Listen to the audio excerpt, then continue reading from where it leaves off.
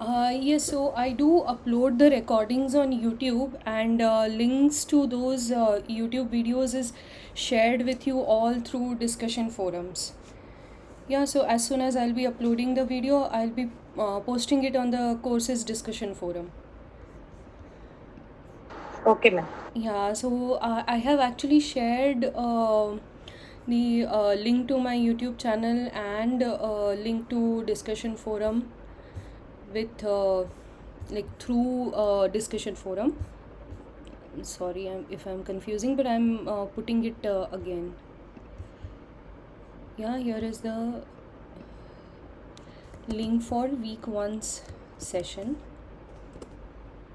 Yeah, and on the same channel, I will be through the same channel. I will be uploading every week's is whatever session we do. So, welcome you all to week 2 of the course of Learning Analytics Tools. We had a lot of fun in last week because we were very less people, so it was very interactive and based on discussion, the way it should go. So, the same thing, same format we will follow this week also. I'm sorry, I forgot that I'm sharing my screen through another device. Yeah. Yeah, so something about me. My name is Indrayani, and I will be conducting these live sessions every week for all the 12 weeks. So, one is already done, so 11 more, including today's. I am a PMRF Research Fellow in Department of Educational Technology at IIT Bombay. My thesis topic is around using learning analytics. I'm trying to analyze learners' interaction patterns in computer-based learning environment. So I use a lot of log data, and I'm trying to see if I can use another modes of data as well to conduct to analyze the learners' behavior in more detail, in more depth. Previously, I have conducted such live sessions for the course of The Joy of Computing using Python, and I have been TA for demystifying networking and software conceptual design courses as well. I will be uploading the recording of this live session after our session gets over. So you will get mostly the links will be functional by Wednesday morning. I will be posting as soon as the since the recording is very large, so YouTube takes some time to upload it. So as soon as that is done, I will be sharing the link. So we will meet every Tuesday 7 p.m. onwards using the same meeting link as of today, which will be shared again through announcement sections of the course. Now, why we need to solve previous year's assignment is because this year's assignments are very similar in nature, and the final exam questions will also be similar. So and it will be a discussion based. So while discussing, we will discuss some topics which will be relevant, and it will give you better understanding of the topics which are getting covered in the lectures, right? So here I have mentioned that avoid unmuting, but I will encourage unmuting and asking questions while I'm discussing, because let's make this more interactive, because we have very few people in this session. So why not take advantage of that, right? So as usual, I would like to begin the session by asking how many of you have already watched the week two's lecture recording. Yeah, the recorded lectures by Professor Ram Kumar Rajendran. So how many of you can raise your hand? Use the hand raise button so that we have some ideas before we start our discussion, right? So how many of you have watched the videos, course videos? Okay. Oh, I was worried if there are no hand raises. So I was worried if nobody has watched the videos. Yeah, so I have just one hand raise.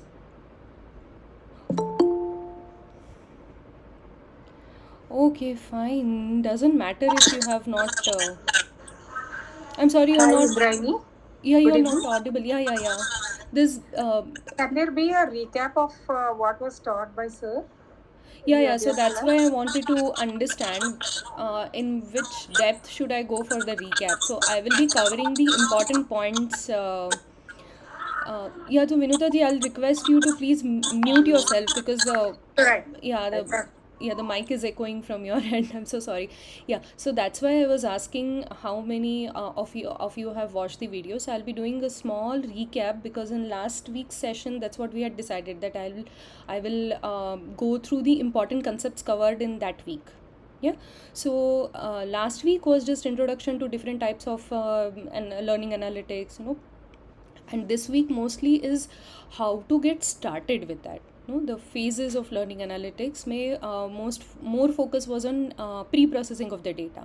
So roughly I have kind of summarized the everything in one slide. What is the pipeline which learning analytics should follow, or whenever we are planning a study in our schools or colleges, what should be the sequence of actions which we should be keeping in mind.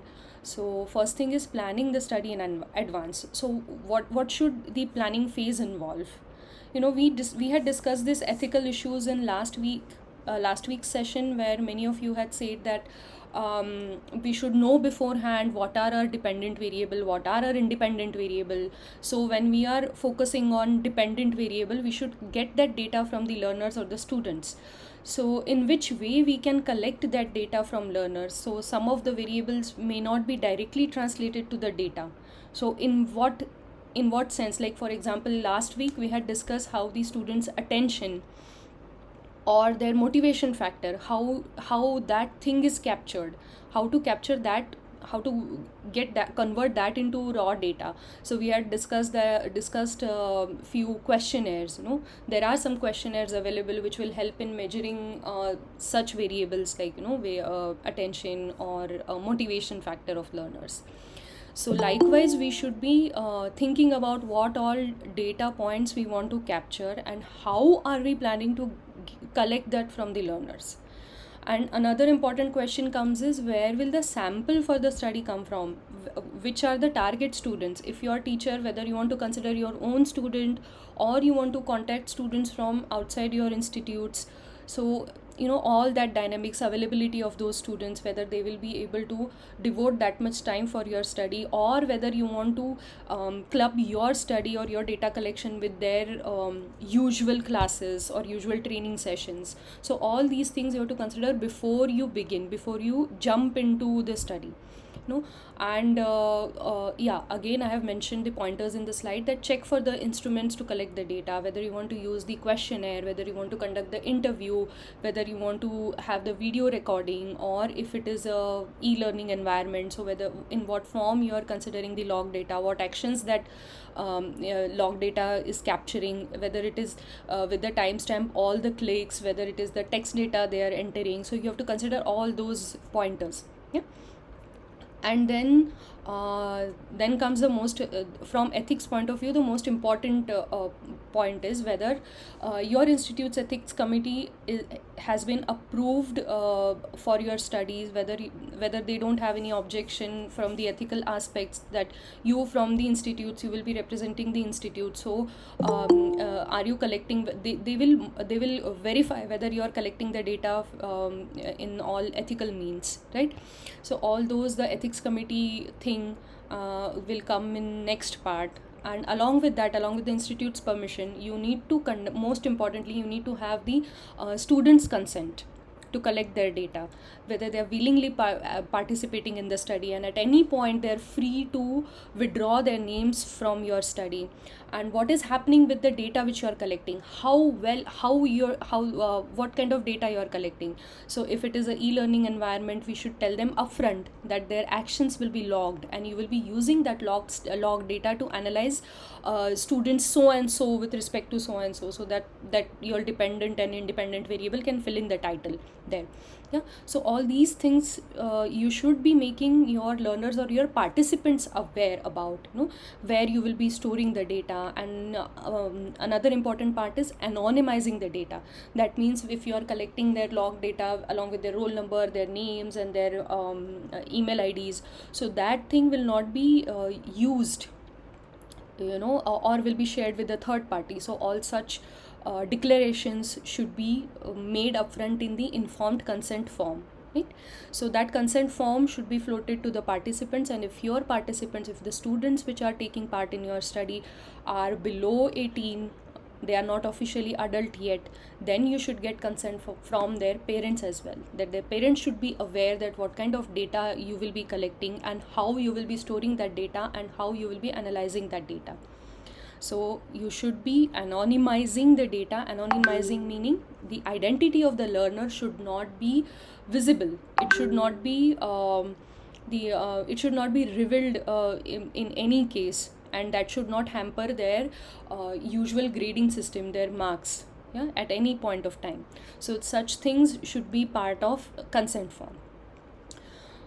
Then conducting actual study, collecting the data from the learners, and then storing that data safely and not sharing that data on a public domain. Yeah, that is again important part.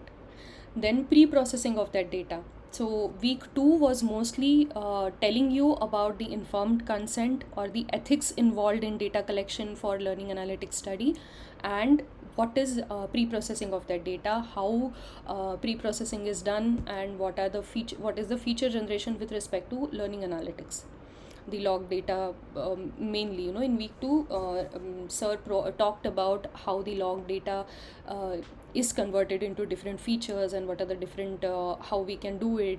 So mostly all the videos are following the learner centric MOOC format, so where you will be asked to pause the videos, think about the possible answers, and then note down your observations, and then as the course progresses, the video progresses, you verify that is right.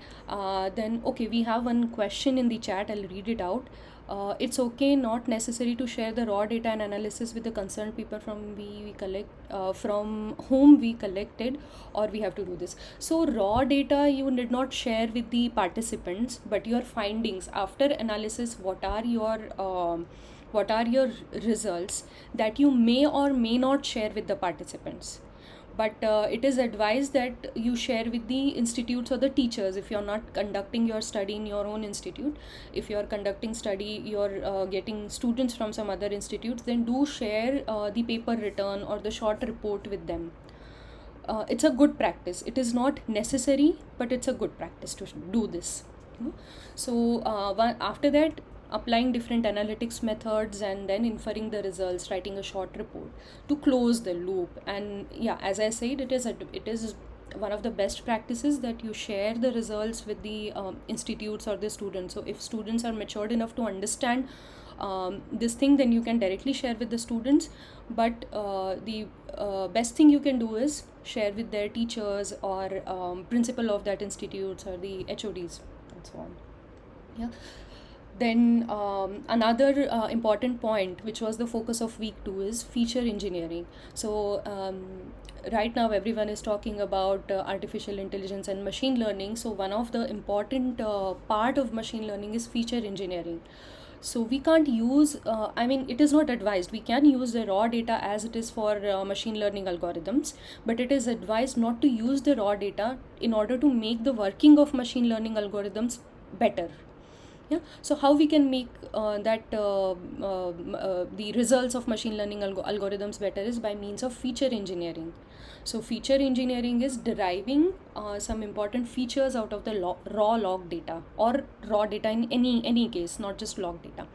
Yeah. So the most important point is it involves both domain knowledge along with your data analysis skills to derive the features from the log data. Yeah. So few of the techniques I am mentioning, these are not discussed in the lectures, but for better understanding and to form the basis of our discussion, I am putting in few techniques. If you have if you have something else in mind, then please do share that technique through chat box or by unmuting. Yeah. So few of the technique is when we have the categorical data. So categorical data could be students' grade like A, B, C, AA, AB, BB, BC, so on. So these could be the categorical data or categorical variable.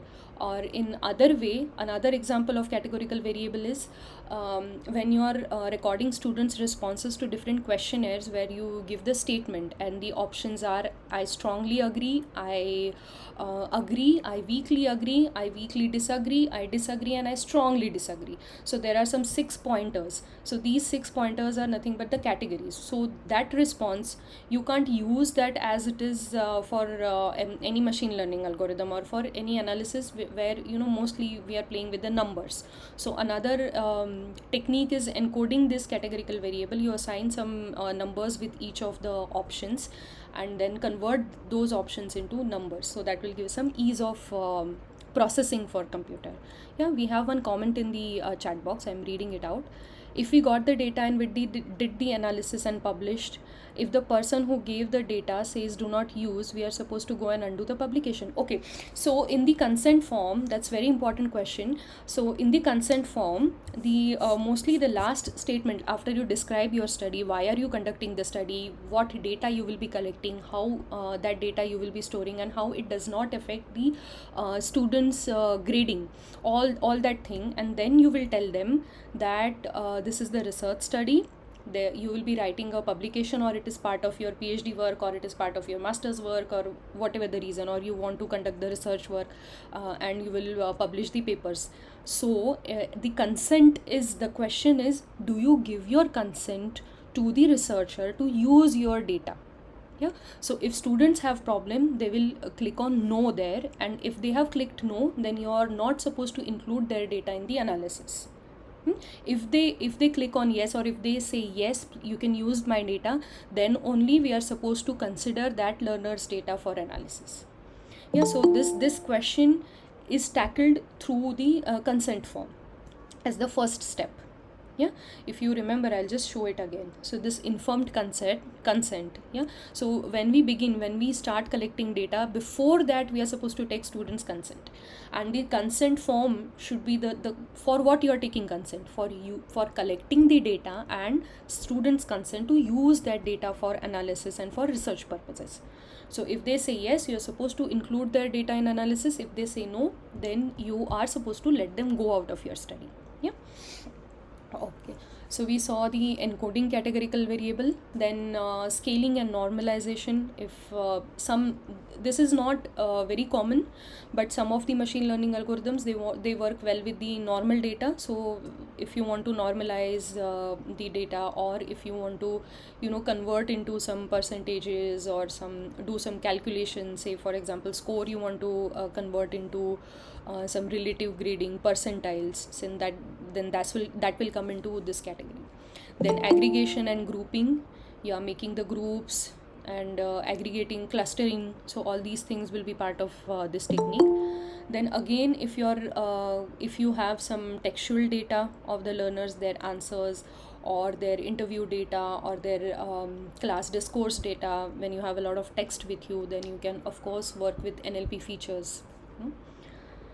Then let's move on to next. Okay, so this is the example of working with log data.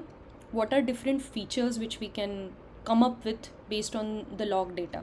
So now for when I was thinking about these examples, I was thinking about a computer-based learning environment where students are reading some text theory. While reading, they can also highlight the text. Then there is so this our learning environment is used for teaching learning Python. Yeah, so what happens is students, they interact with our system to learn Python programming.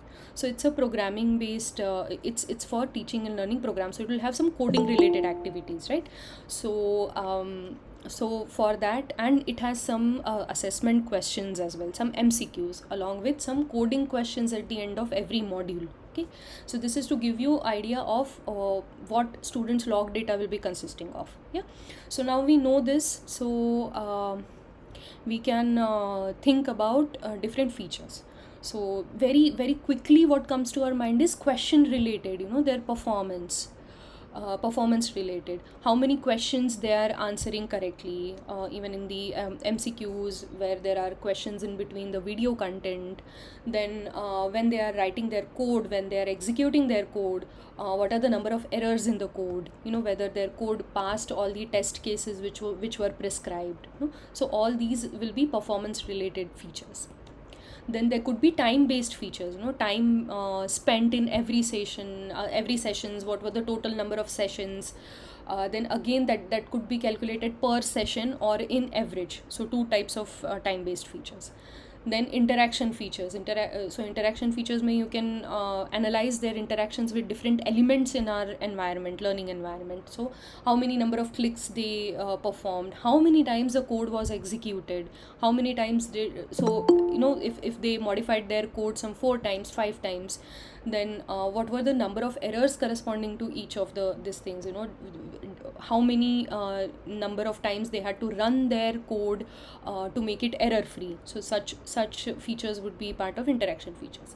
Another content specific is number of videos watched, since our system will have videos. So how many videos did they watch all the videos? So if they watched all the videos, for how long did they watch every video? Did they completely watch the video, or did they leave the video in between? Then another would be the textual data related. What was the text highlighted? Did they go back to the highlight to check the highlighted text, or they just highlighted and moved on to the next content? So all these things will be part of features. So to think about all these features, you have to have domain knowledge about whether these actions are meaningful or not, along with the analysis methods. Yeah, so that's what I meant. You need to have the domain knowledge, since most of us are students or teachers in this course. So you will have this you will know what actions are meaningfully contributing towards learning processes, right? So you can use those actions from the log data to derive the meaningful features from that data. Yeah, so we have one comment in the chat box. I'm going to read it out. When we are using the NPTEL videos, which is probably similar to MOOC, there are no score in video questions. Will generate MOOC this or not? Okay, so so this will be a good discussion point actually for all of us, since now we have seen what are different features and how to come up with the features. So NPTEL portal, all of us have seen. There are video, there is discussion forum. So we can ask questions in discussion forum. There are videos which we can watch. There are multiple videos pertaining to every week, right? So what data NPTEL portal will have? Number of clicks, in terms of number of clicks performed. So I will give out what comes to top of my mind, since it does not have any questions in video questions, but it does have assignment point, right?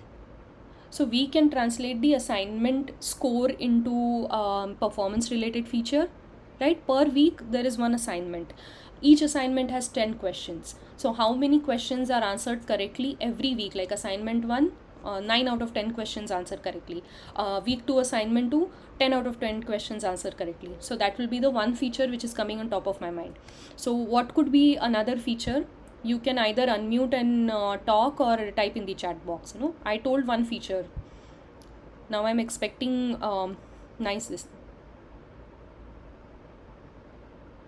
So Shreya ji, last week we thought that I will revise the week's content and then we will move on to the assignment. So this is the last slide. After this I will be going through the question answers for the week wise. So if everyone agrees, then we can directly jump to question answers.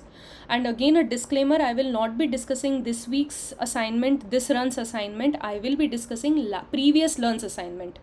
Right, so last year this course was run, so I will be discussing those questions here and not current assignments. Okay, so please we will so again I have a request that please finish the slide, and then we will go for the assignment. So I was actually done. I was asking from you that if you are I'm getting couple of requests to move on to the assignments, then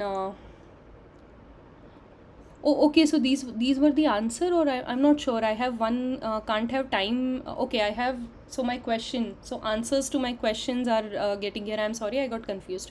So one of the feature which has come in the chat box is can't have the time features for those weekly assignment. Yes, of course we can't have time features, but those assignment performance will be the question related or the performance related features. Or the time based features could be how many videos watched, whether you have watched the videos completely or not, how many times the video was paused in between, and all those things, right? Yeah, so let us move on to the questions quickly, since the focus of today's group would be more solving towards questions. So this is deliberate. Question 2 we will be discussing before question 1, because both of the questions will have questions are similar and have similar options, right? So I will be discussing question 2 before. Yeah, so Shrinanda, we will be discussing this question at the end, maybe for interest of majority of the this thing, right? Your question is very very good, so please kindly raise this question once I am done with all 10 questions, right? Yeah. So Shreya is saying, if we have any problem to solve assignment, how can we get answers for assignment?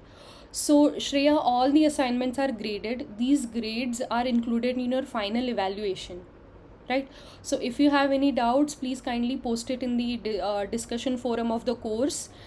There the instructors or the TAs will be helping you to get the answers, right? मम्मा मेरा लेगो set था यहाँ पर कहाँ गया? I don't know, baby. Sorry for that disturbance. My son is looking for his Lego sets which he left here. Yeah. So week 4 we will have very short videos for every week. The video content is not very large. Yeah, short videos and in lesser number. So that's the format which we are following, because we are following learner centric MOOC wala format. So you will not find too much content, but you will be given different activities for which you have to post your responses in the discussion forums and all, right? So let's quickly move to question 2. So we have discussed this before, so please I'll be reading out the question, and please do type in your answers in the chat box. This way we finish our questions faster, right? So before conducting the studies with participant, which of the following information has to be provided to the participants? We have discussed this in detail, right? So option A says what data is collected. Option B is why and how it is collected. Option C says how the data is stored. And option D says which journal it will be published. Yeah. So I'm getting, I have got 4 answers. All of them are saying option A, B and C, which is absolutely correct. All 3 are true. Option A, B and C are true. So we need not tell the learner in which journal we are targeting for its publication or which conference we want to put that paper in. Participant will not be interested, but they will be interested in how their data will be collected, how it will be stored, and how it will be used for analysis. Yeah, so we need to share that information with them. So move on to question 2. As I said, question 2 was similar to question 1. Before conducting the studies with participants, which of the following information has to be provided to the participant? So again, very similar. The options are also very similar. What data will be collected, why and how the data will be collected, how the data will be stored, and all of the above. Yeah. So yeah, I'm getting very quickly the answer as D, which is correct. All of the above. They should be told about everything, all the other aspects. Okay. So let's move on to question number 3. So question 3 says, if you are designing a study to collect the data from class 4 students, so which of the following is the most important in data collection? Okay, so this question is again little different. Only one correct answer. Yeah, so think carefully, read the options carefully. So option A says record all the interactions with the students, get the students and parent consent, C, students and parents information, and none of the above is important. Yeah, so I am getting option B from 4 people. Yeah, one of you have also have given reason why they have chosen option B. Few of you are confused between A and B. Okay, so let's discuss A and B. So the question is, which is the most important point of the data collection, right, which is the most important. So we have to think about from that point of view. So record all the interaction, okay, that is also important. But with respect to when we are designing, when we are coming up with the instruments for used for our studies, at that time, this is also important. But what is more important is consent, getting consent from the students, right?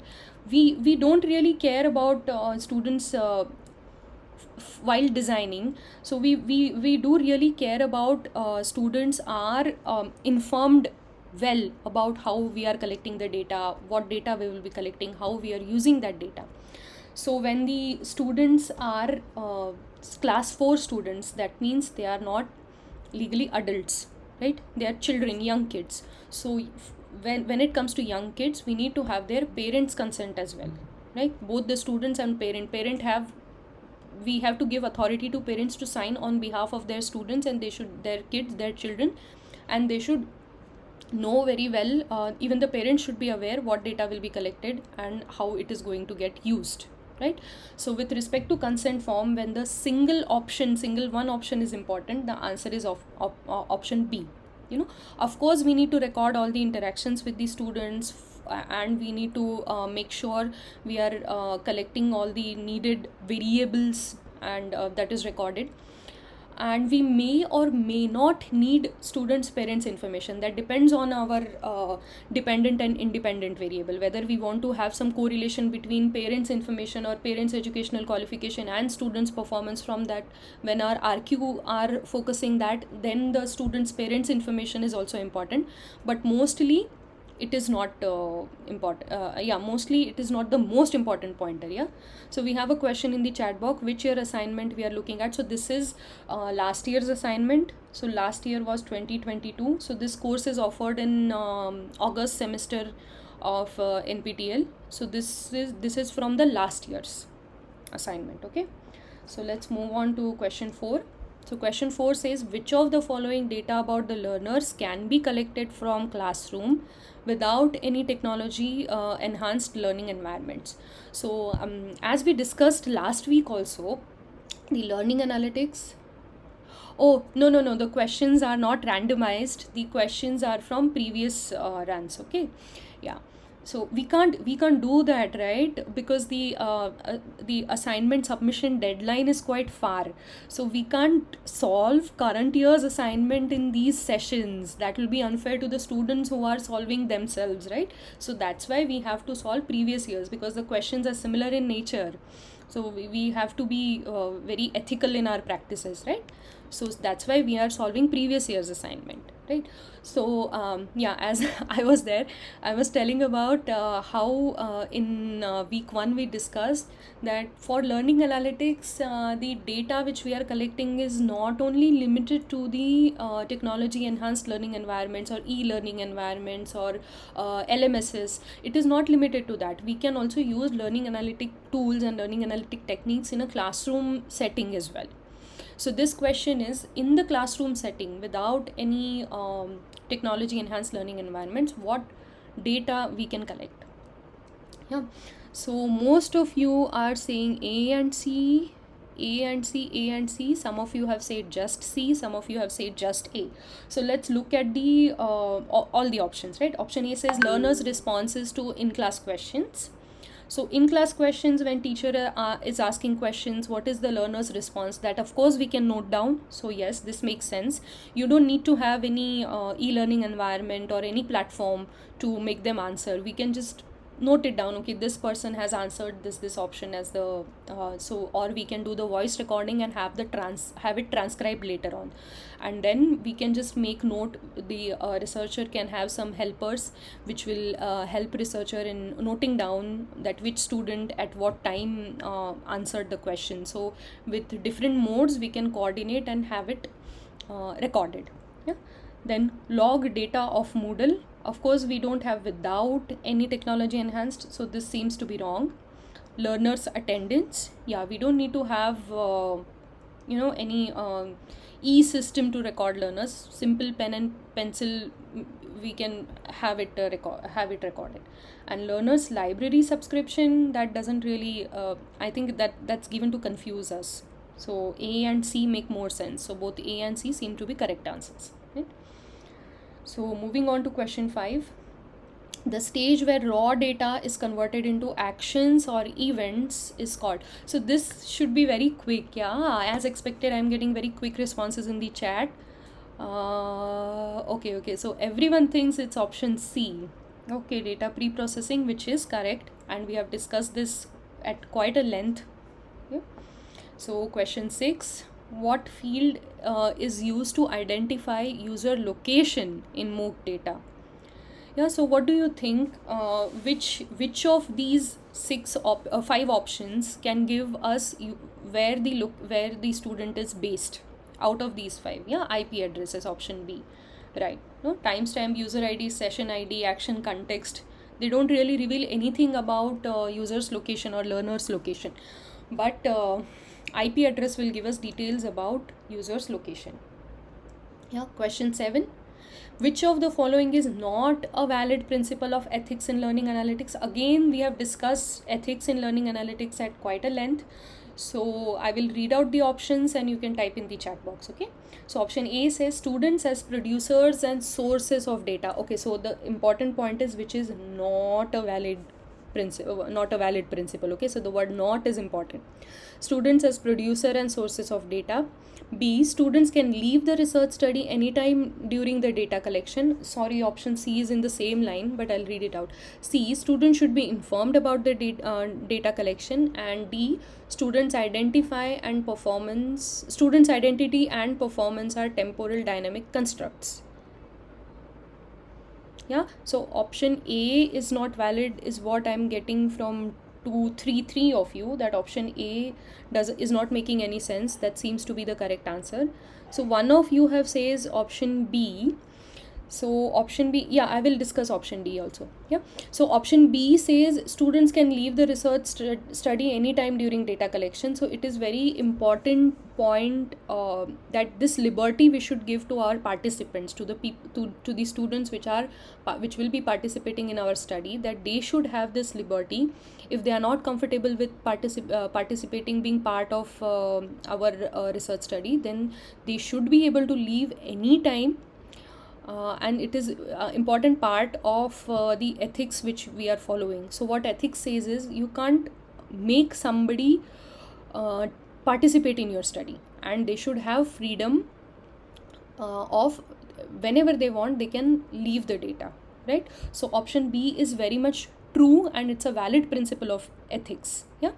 So okay, I'll go ABCD wise. Okay, so I am getting couple of requests for option B, but I'll come to that at the end. So let us look at option A carefully. So the question says which is not a valid principle of ethics. So option A says students as producers and sources of data. So as a researcher, how correct it is or how ethical practice it is to look at the students as sources of data. So it's really not a valid principle of ethics, right? So the question says which is not a valid principle. So that's why A seems to be correct answer. Okay. So now let us go to option D. Option D says students' identity and performance are temporal dynamics constructs. Okay. So let us break down temporal dynamic constructs. Okay. So what does temporal mean? Temporal means time based, right? What does dynamic mean? Dynamic mean which is not constant, which can change, right? Which can change. And what is a construct? Can anyone tell me what is a construct? So construct is a derived property of something. So mostly construct is not inherent, but it is dependent on different things and doesn't have a constant value, is a construct. Okay. So time based and can be changing. What is the property? Yeah, meaningful information. Yeah, that's also good. But what that is not the raw data. That information can be derived from the raw data is what the construct means, right? So some information which we can derive or which we can calculate is a construct. Okay, so let's focus on time based and changeability, can change. Okay, so student identity and performance. So performance is changing, is it constant or it is dynamic? Performance is constant or dynamic, it can change, or it remains constant for a particular student. So It's a dynamic. it's a dynamic thing, right? Yeah.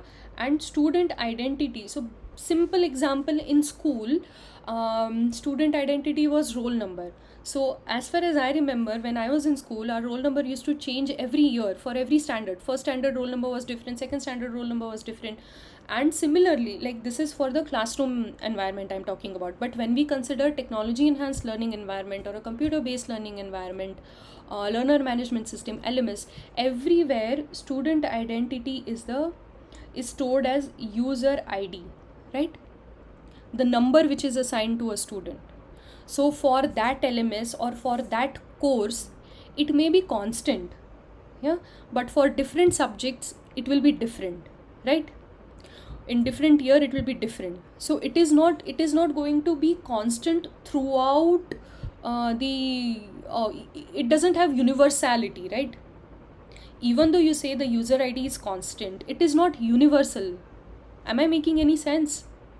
Because I'm getting constant in the chat box, that's why I'm thinking whether it is clear or not. So student identity will be translated for our our computer based learning environment, for our LMS. So for example, many of you would be using Moodle as LMS. So in Moodle, a student will have student ID associated. But if you decide to incorporate Google Classroom as well, so in Google Classroom, the same student will have different ID, right? Different user ID. So it doesn't have universality. So performance will change with time. Similarly, user ID will also be dynamic in nature, right? True, ma'am. Yeah. So was I clear? Is this making sense, that how this is not a valid principle of ethics? Yes, ma'am. Yes, ma'am. Yeah. Again, one comment in the chat box, I'm going to read it. The performance, our temporal dynamic construct goes above. Okay. okay. So so let's concentrate on performance. So how do we measure performance of learners? By their marks which they are getting in, or how many numbers of right or wrong questions, what grade they are grading, what grade they are getting, right? So simple is marks or grades, right? So are students' marks or grades constant through their life, or they keep on changing? So today in week 1 I answered say 8 out of 10 questions correctly.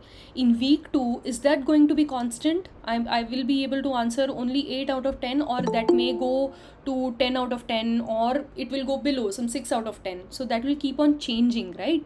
So that is what it means, that performance is temporal dynamic in nature, right?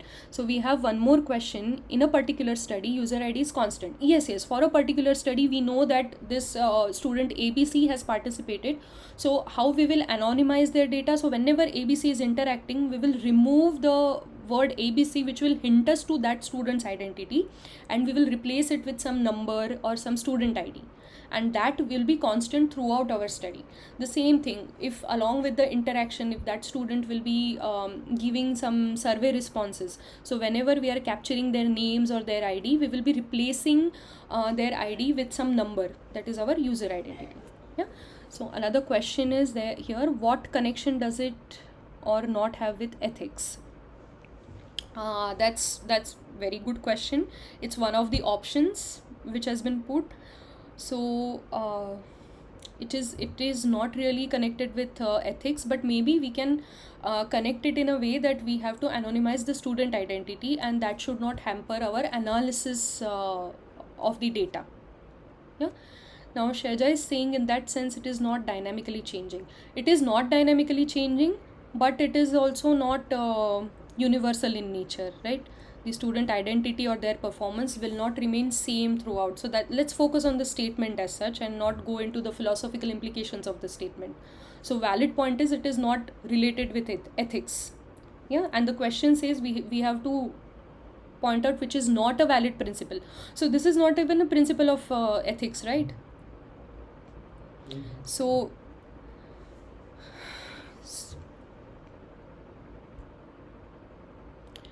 so yeah, you're right. It could be this is also not a valid principle of ethics, but as a statement, it is true. Like student identity and performer are temporal dynamic constructs. So that's why I have not put it as the correct answer. The more correct from valid principle, which is not a valid principle of learning and analytics.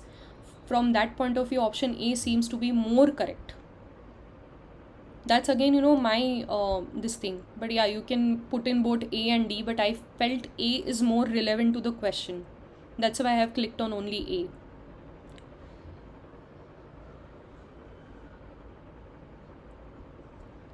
Okay, item D can be answered by PhD people. Okay, oh my god. So any of the participants who is PhD and wants to again explain option D, because I tried from my knowledge whatever I knew about ethics or learning analytics.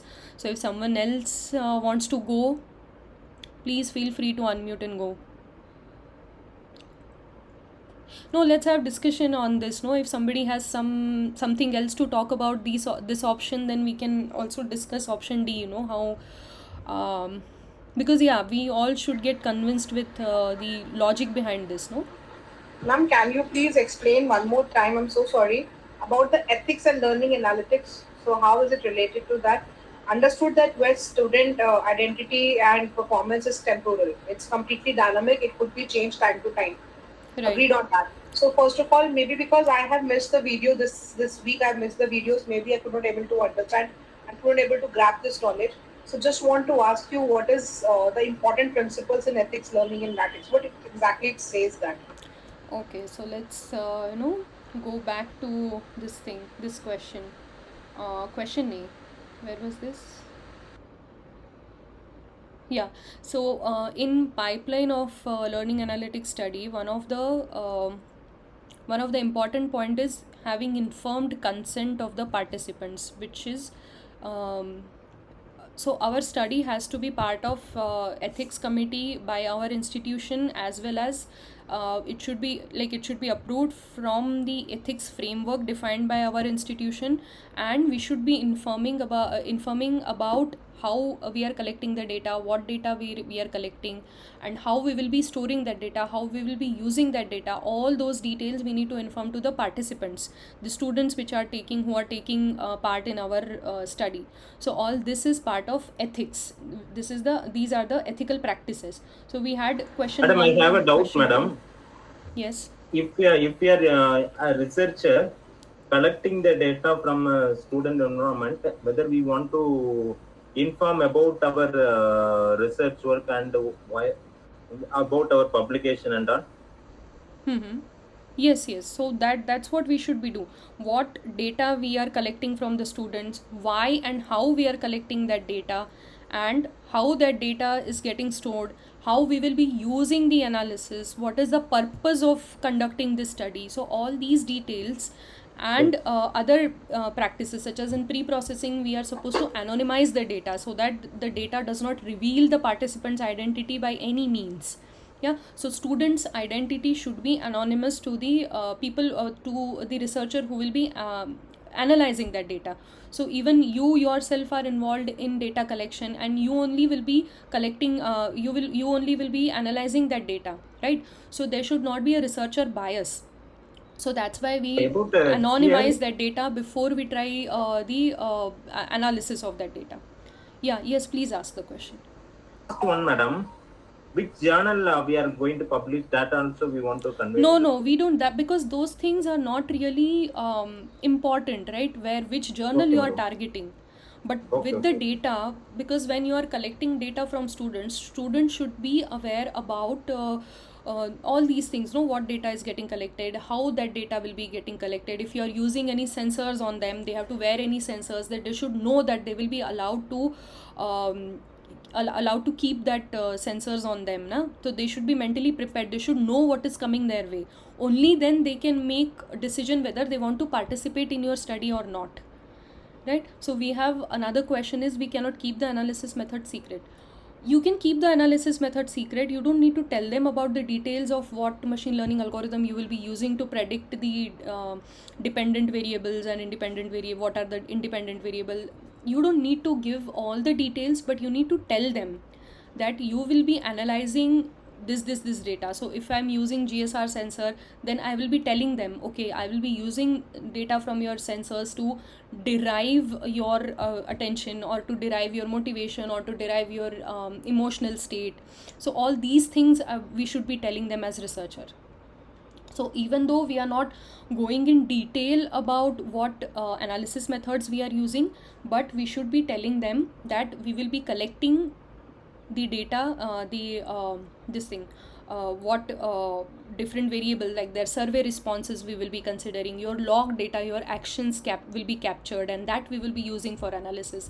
So if you are using the facial expression data, then your face will be recorded all the time with the camera, and we will be using your facial expressions data to deduce your emotional state. So all these things we need to inform.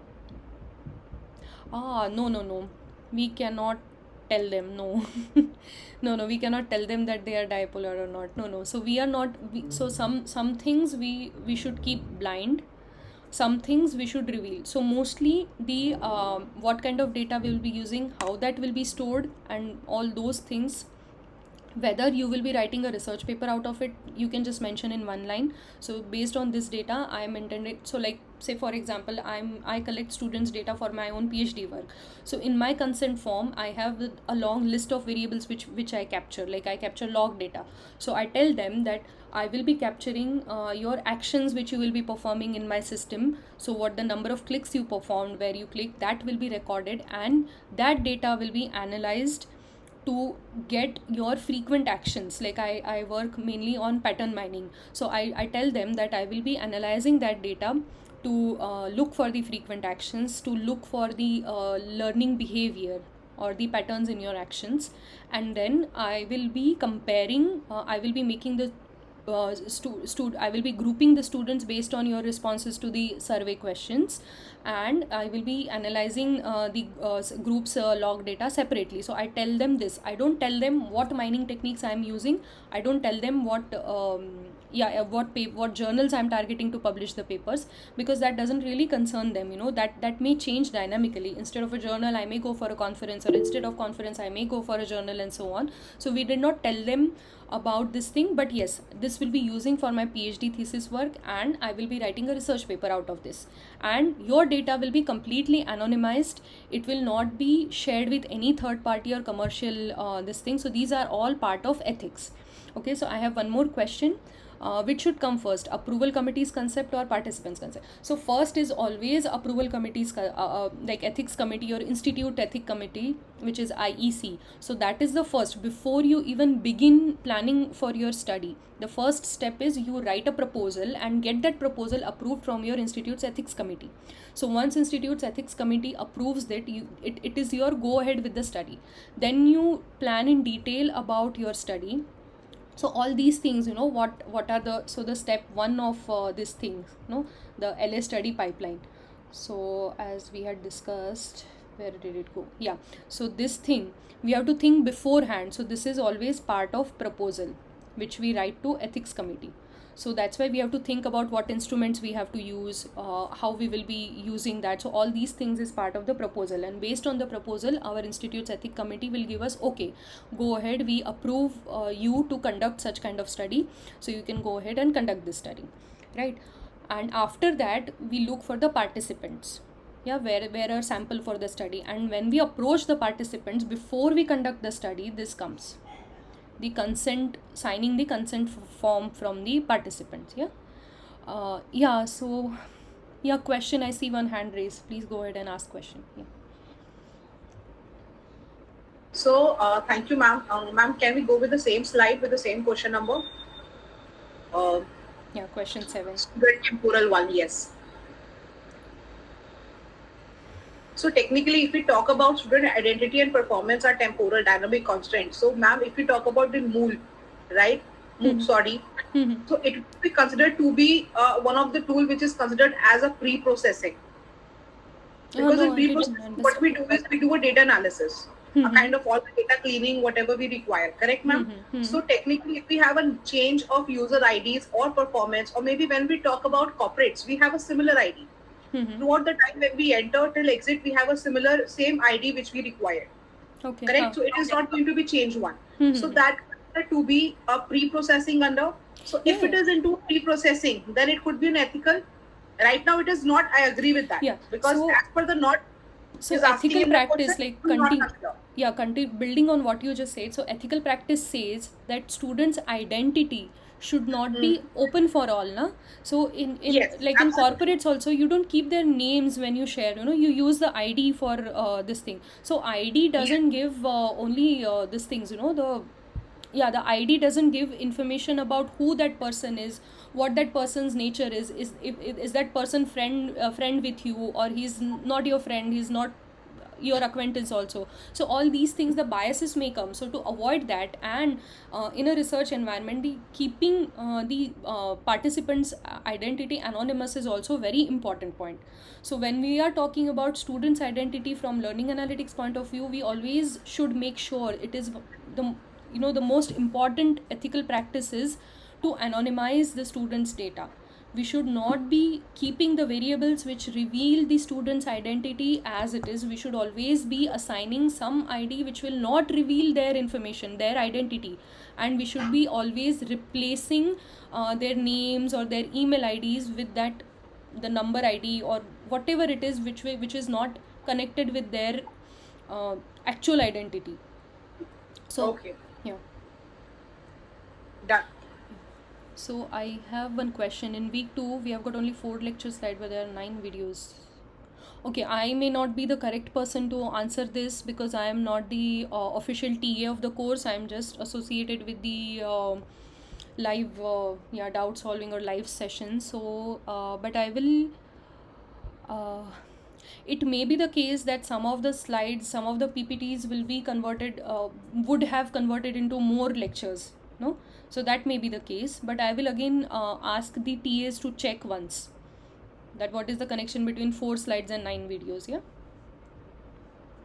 So coming to question 8, which of the following is not a part of data pre-processing? Yeah. So again we have to see not and data pre-processing. Okay, let's focus on these 2 words. Option A says identifying sources of data during multimodal data collection using different sensors. B is flagging erroneous data. C, dealing with missing data. And D is removing relevant attributes. Okay, so the question says which is not part. So B, flagging erroneous data, dealing with missing data, and removing irrelevant attributes are all part of data pre-processing, right? Only the option A, identifying sources of data during multimodal data collection using different sensors. So this is not really related to pre-processing, right? This is like we know that we are using different sensors, and this sensors is gonna, so it is pre-planning or planning process, but not the pre-processing of the data, right? So correct answer is option A. So when we have erroneous data, so I see option B in the answers. That's why I'm taking up option B for explanation. So option B says flagging erroneous data. So when we have some errors captured, say for example our sensor is malfunctioning, so that means we have to flag that thing. Okay, check the sensor, it is not giving the correct responses. Or if someone has there was failure of internet connection, so their log was not captured completely, so that is again we need to think on it, what has happened, what is the cause, and we should work on it that it should not repeat itself. So that's why it is mentioned flagging erroneous data, and it is part of pre-processing, because when we collect the data, when we look at it, this is the first thing we should do is we should see where is the missing data, if there are any errors in that data, and we should go back to our experiment design, how we are collecting the data, and then at that step we need to rectify that such errors should not be happening again. Yeah. So I'm moving on to question 9. which of the following features can be extracted from MOOC platform? So we have discussed this during the previous question, I remember. So MOOC platform, our this thing is like Swayam portal, the NPTEL portal is also a MOOC platform. So we can All the yeah, so almost everyone is saying all of the above. So we had discussed this, no? Score in video quizzes, number of videos watched, average session time, and time spent on discussion forum. Yeah.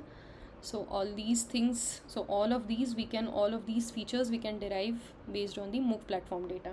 Okay. So question 10. So now this is really we have discussed this so many times now. Just before, a couple of questions before, we had discussed this. So we have to arrange this in correct order of sequence. Yeah. So what should be the first part? Okay, I have got answer option A, 4 5 3 2 1. Okay, so Varun, your answer translates to option A, 4 5 3 2 1. Again option A. I have got one option C. So let us see what option C says. Question 4. So everyone agrees that this should be the first step. Get the approval from ethics committee to conduct the research and collect the data. So yes, this always comes first. So now option C says 3, which is collect the data, and then comes get participants consent here, option 5. So should we be getting consent first or then collect the data, or we should go other way around? Can someone answer? Consent first. So before we start our data collection, we should be giving complete idea about how we will be collecting the data, what data we will be collecting, how we will be storing that data, whether we will be anonymizing or whether learner's identity will be revealed to the world. So all these things should be mentioned in the consent form before we start the data collection, right? So data collection will come second, and then not data collection, get the consent will participants consent will be second, and then the data collection will be the third one. Then you pre-process the data and then you analyze the data, right? So this is the correct sequence, which is option A. This is wrong. Participants consent should come first and then we should go to data collection phase, right?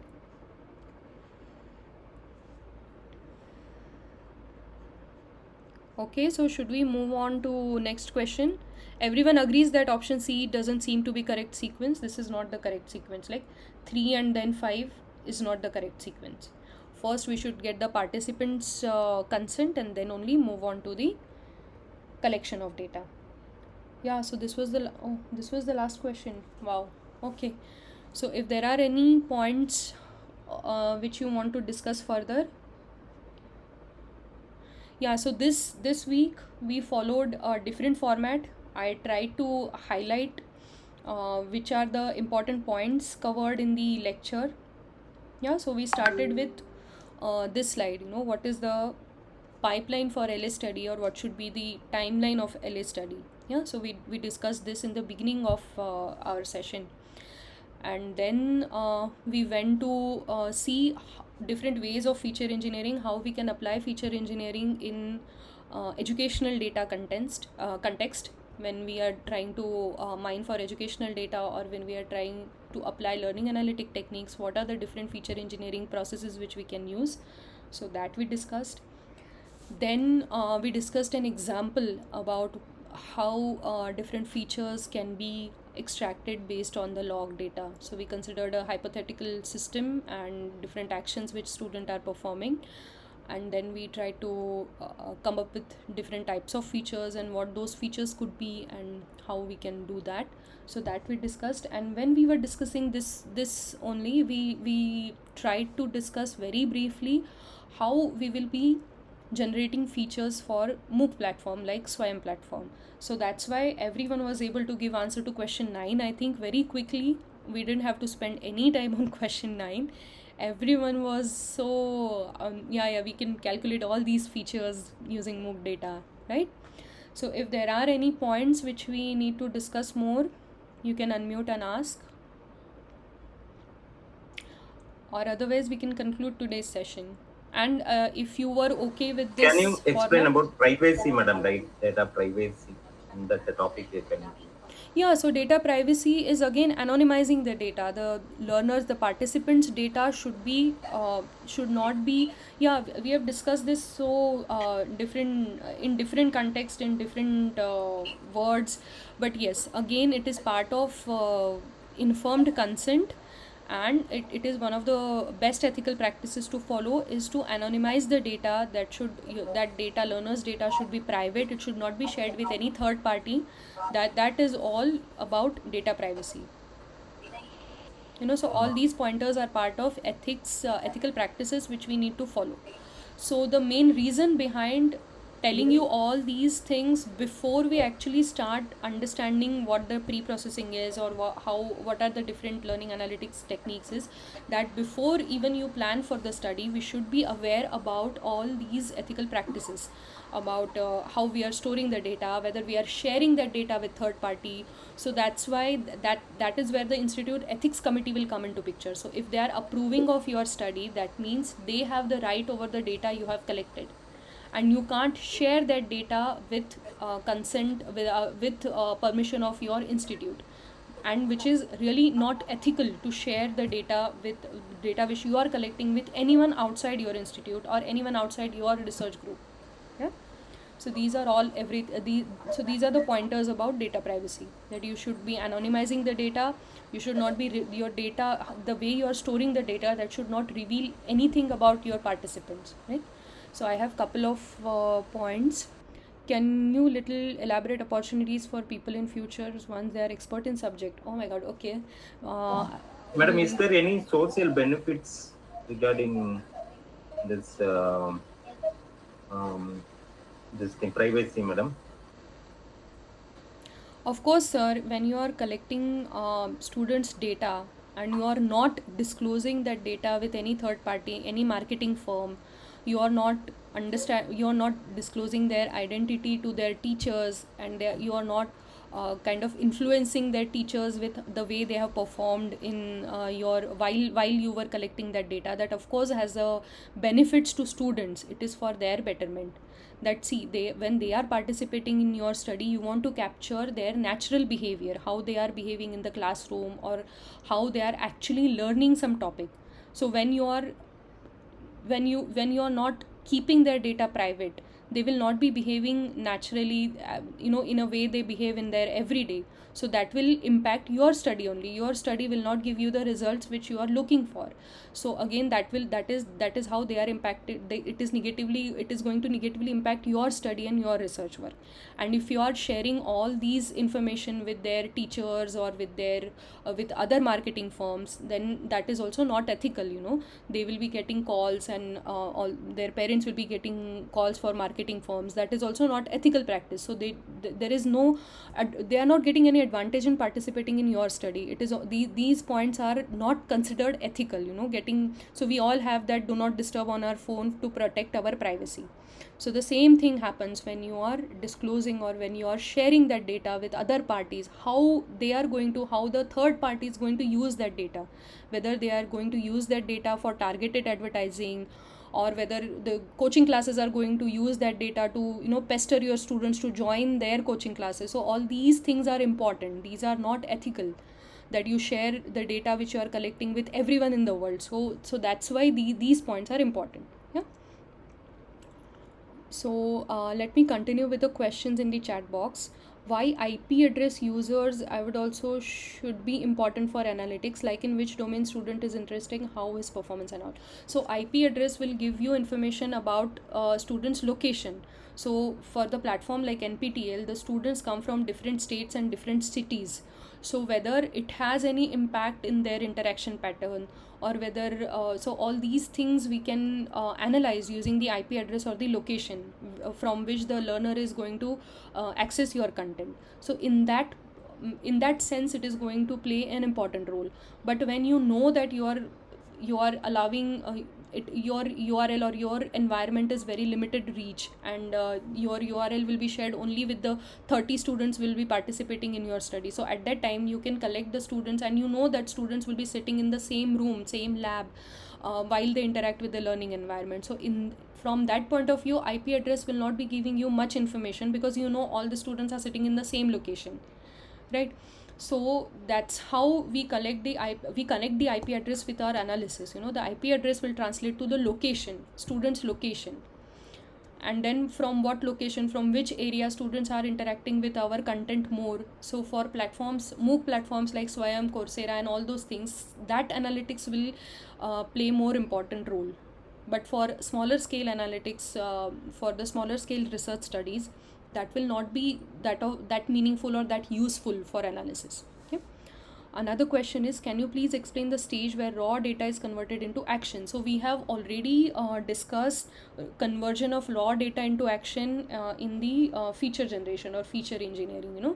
So here is how you, so particularly like from this example, you will be understanding in better that how the raw data, number of clicks, number of video related actions, the play, pause and the seek button actions, so these things will be giving us the video related actions. So all those things, all like this thing is part of the feature generation. The skills we develop in this course, will this be applicable in other field other than education? Yes, of course, these are the basic analytics techniques. When you remove the education context, the universality prevails. I mean, you can apply this same techniques to other environments also, where it is not the teaching learning environment but the usage based environment. Then at that point also this will be applicable. So yes, of course it will be useful in other fields also. Yeah. Should the participants have unregulated access to my data? No, they will not be having access to the data which you are collecting. If you have any computer-based learning environment, they will be having access to the environment which you have created or which you have access to, and they will be going through that computer-based learning environment alone. But the data collected will be stored in the backend at the server's end. That will not be accessible to your participants. So you will be telling them how you will be collecting, what data you will be capturing and how you will be using that for your analysis, but you will not be sharing that data, because for one learner, the other learner is a third party. You are understanding my point? In a classroom, say for your study, you have 20 different students. So in this meeting, we are 18 different students. I Right? agree to this. Yes, Yeah. absolutely. So that's my why. question was, because it's just on paper that, we have participants' consent, but why would they withdraw their consent at any point in time? Sometimes, for example, maybe they don't like the intervention that they've been put Exactly. They might withdraw. But since they're actually not aware of exactly what data is being collected, it's just given to them on paper. So is there any way they would want to know, or they question it in future or anything like that? So for that, you have their yes or no and their signature, right? So they had agreed. So maybe in the future, if they come and contact you, you can sit down and discuss. But I think by that time, damage would have already been done. Your paper would have been published. So I'm not sure how to tackle such. We actually share the contact information of the approval committee with the Yes. participants, Yes, so they can get back to the approval committee Yes. anytime. So Yes, why would yes. they do that? Because they're unhappy with the predictions, but they're unhappy with these suggestions or anything like that, Or maybe they want to know what happened to their they data. want to get back. Or maybe they want to know where exactly you published, what are the conclusions. So every time we will not be sharing our findings with the students only. The students will be participating in our study, and when we are publishing whatever paper we are writing, that may not be comprehensible by the students, right? So you will be sharing that paper or your findings with the higher level stakeholders, like their teachers or the HODs or principal or whatever, whoever is involved. And when they grow up, they want to understand more, so they can. And it is always the what ethical practices says is that whenever such ethical dilemma arrives, the participant should be able to discuss it with the researcher. So researcher is going to come and go through the institutions, but institute's ethical committee will always be there. So that gives a strong anchor point for them to contact. Okay, I was participant in this ABC studies conducted in 2022 when I was in 4th standard, but now I have grown up and I want to know what happened to that data, where that data has gone, what paper has come out of it, and what were the outcome of that study. So And if we use institutional network servers to store the data, the students or the participants might have access to it. that you have to take care to protect their privacy and protect your data, that it should be stored in such a way that apart from you or your research team, no other team should be having access to that data. It should be encrypted before you store it, protect Right. it with the password, take a backup with some drive. So if you are using the network based drive, so there are the chances that it may get damaged when something happens to the network. So you Right. take a backup, keep the hard disks with you, keep that hard disk encrypted, protected with password and so on. Don't share that password with everyone. Keep it safe with you, and before storing that data in the hard disk or in a computer network, anonymize that data to protect the participants' privacy. So all these things are it may not have direct implications to your analysis, but these are ethical practices to protect learners' identity, to give them the sense that you are just collecting their data. It's not going to in any way impact their marking or their grading system, or in any way it is not going to impact negatively or positively to them. It is Right. just a routine, it should be a routine process for them, so that you are able to capture their normal behavior. Yeah, it's called the Hawthorne effect. When there's a camera pointed at you, you behave differently than how you would normally behave. So when you're Correct. Correct. knowing that somebody is going to capture your each and every action, That you could will have. also be an implication if you are doing, psychometric analysis or Yes. things like that, because Yes. it's more relevant to me, which is why I'm asking you this. Thank you so much. Yeah. So for psychometric analysis, again, there are different implications. You have to make sure that your users or your students are aware about all these things. What sensors you are using, or if you are using any questionnaire-based system, then what your questionnaire. So another thing is whenever we are using self-report data, we can't rely completely on it. So give them multiple number of times, 3-4 times, and then collect the data, average out your findings. Right. So You all do those things we have retests to and do. all, maybe.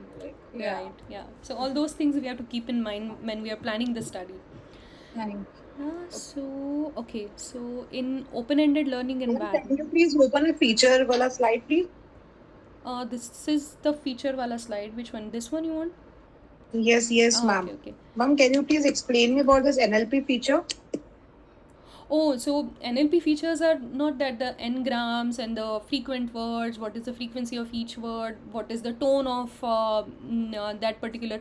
So this I was talking about when you have the textual data. So textual data you can have either through discussion forums, or when you are recording the interaction, like talking, and then you are transcribing that discourse data and doing some discourse analysis on that data. So from that point of view, I was talking about this NLP features. So we can. Okay, ma'am. Yeah, so it was from that point of view. It was just to give you an example that what are the different feature engineering techniques which we can use from learning analytics point of view. It's not really that important. Yeah, it was just a discussion point. Okay, ma'am. Okay, so moving on to next question. In open-ended learning environment, do advanced learners have any support from tutors? I did not understand this question. Can you please elaborate? Yeah, so we've been told that there are two types, like for example, which is one is tele and one is open-ended. One is administered by the teacher, and one OELE, which is handled by the student. Okay. Entire exploration of OELE is handled by student, but I'm not Right. sure if they get support from tutor or any hand holding from any teacher or TA or anything like that, or is it only controlled by the student throughout? Okay. Yeah. So there are two types of learning environment. One are teacher-centric learning environments, and one is student-centric learning environment. So till late 20th century, like 1990s, the education system was very teacher-centric. It was very much dependent on how the teacher is going to teach the class, how teacher is going to support the students, how teacher is going to scaffold different activities. So all that thing were teacher centric and content centric. What teacher is doing, what activities teachers are focusing on. So whenever the system is content centric, there is a greater role for teacher or tutor to play. So when we shift from content centric or teacher centric to learner centric, at that point learner is allowed to explore different topic. They should be allowed to judge their understanding. Okay, I am not understanding topic A, let me go back and start from the beginning. So he should have liberty to go back and start from the beginning of topic A rather than moving to topic B when he comes to the end. Okay, so open-ended learning environments are more student-led. That means they're student-centric. Student should have that liberty to go, if he knows after topic A there is topic B, but student knows topic B, so he should have liberty to skip the topic B and move on to topic C also, or he can go back and redo the things. So all that liberty is there in open-ended learning environment. So like you asked, like novice learners find it difficult, but at least they may not be a physical tutor or physical teacher present there, but there could be a agentic tutor which will be part of the GUI to help them out. Okay, if they are not understanding right. anything, So that there should kind be of there. guide me, or any sort of navigational guidance or anything, any sort of hand holding, is it provided in these open-ended It's learning? not compulsory to have It is an guide. option, right? It is can an be there. option, so it's up to the designer of the system. Right. So generally the intelligent tutoring systems which are there, they start like it's an iterative process. So in first iteration it will not be having any tutor. So without tutor, what is the impact in their navigation or in their learning path which they are taking? So there will be agentic tutor at the corner. So good example would be there's one, I forgot the name of that. Okay, yeah, so there is one for maths, yeah, Mindspark.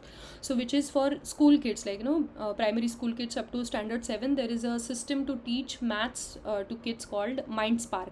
So Mindspark has an agent which will give you Sparky when you solve the question correctly. They will not help you in navigation, but they will they are there to motivate the students. They are there to encourage the students to keep on keep on completing the topics.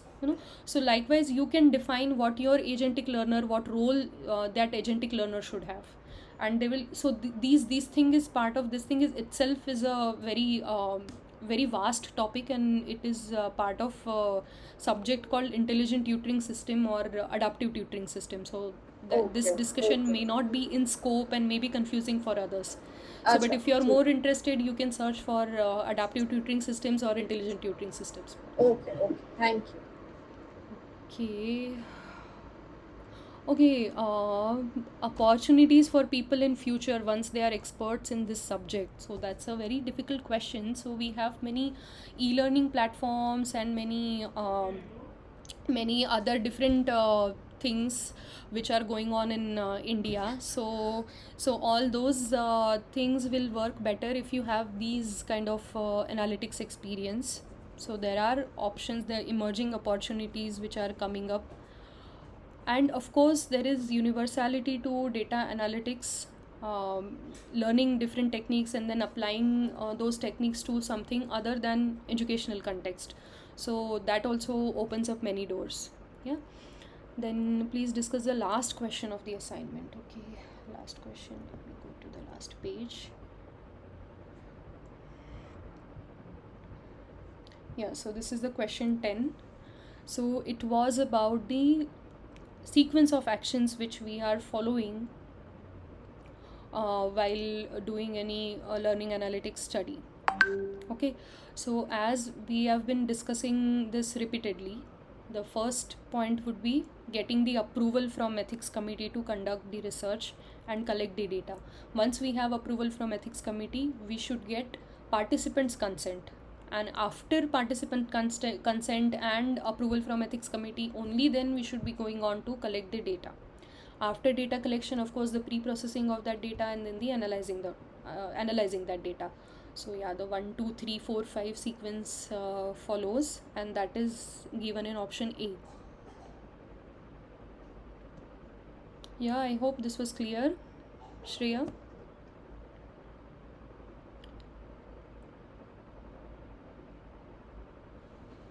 So I think we had a very good discussion and nice points. So if possible, next week also we'll try to follow the same thing, where I will be highlighting the important topics conducted in that week, and then we will be solving last year's week 3 assignment. Absolutely, ma'am. This would be very great way because sometimes we may skip the video, so it would be very good to understand that what exactly we have to Right. learn and use. So once we have a time on weekend, we can actually watch the videos. Yeah. So again, the week 4 only 4 lecture slides. For week 2, that question is coming up. So I will be taking this up with the TAs. I will ask them to post it in discussion forums. Yeah. Indiani? Yeah. Yes. Yeah, I just wanted to know, that I'm still in the week 2, because there's so many other professional Yeah. engagements. No. No worries. So I'm professor in of management, Great. and I was very much interested in doing this learning analytics course, so I just joined. So I'm in the week 2 at present, and tomorrow is obviously the last date for assignment. I'll try to submit that. But I saw that there are only 4 lecture slides for week 2, whereas there are, I think, 7 or 8 lectures in week 2. Yeah, I will be taking that up with the TAs. So I'm not the official TA of the course. I just take the live session. So Yeah, I yeah. will be asking them.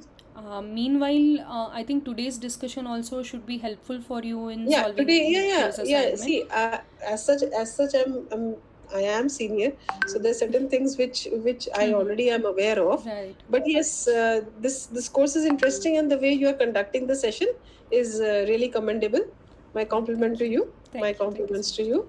Okay, but just check with your Yeah, backend team. I will. Yeah. Yeah, I will surely discussing this Yeah, because just this has tell them come if up with possible they can upload the other PPT slides also. Sure. I will Okay. remind them. Thank Yeah, you. if not Thank done. you so much. Thank you so Otherwise, much. it may be the case that the 13 lectures or 9 lectures would be compressed in the 4 PPTs. That would have also been the case. I will check it once and ask them to post in the discussion forum. Yeah, I have noted it down. I'll take it up with the TAs. Don't worry. Yeah, thank you. Yeah, so shall we conclude today's session? Yes, ma'am. Thank you so much, ma'am, for this wonderful session. And please, having these kind of sessions and having this kind of pattern would be grateful. Yeah, sure. So we will try to follow the same pattern for all 12 weeks now, and I'll meet you next week as well. So I'm hoping that you all will be there and to make the session as interactive as possible. Yes, ma'am. Of course. Yeah, so these the PPTs which I'm using, I'm uploading it in the drive, and the link to that drive is also shared with everyone by NPTEL people. So you will be having access to these questions and answers. Yeah? Thank you, ma'am. Ma'am, with the same way you have marked your answers as well. Yes. So the same this PPT only where I have written also in many of the questions. No, so this PDF only I will be sharing with Thank you you, all. ma'am. Yeah, I'll be uploading in a drive, and link to that drive has been already shared, I believe, by NPTEL people. There's a Google Sheet in which you can see everything in one place. So there's a tab called live problem solving session or something, and when you go to the tab, it redirects you to some Google Drive link, and that Google Drive link will have all the details, like the YouTube link to the recording and this PDF, everything. Yeah. So that is already shared on the Swayam platform. Sure, ma'am. Okay. Yeah, chalo, then see you next week. Next Tuesday, we will solve week 3 questions. I hope to see you all then. Yeah. Thanks, ma'am. Thanks a lot. It was very helpful. Thank you. Thank you so much. Okay. Bye, So, guys. Bye. I see you next week. Ending the meet.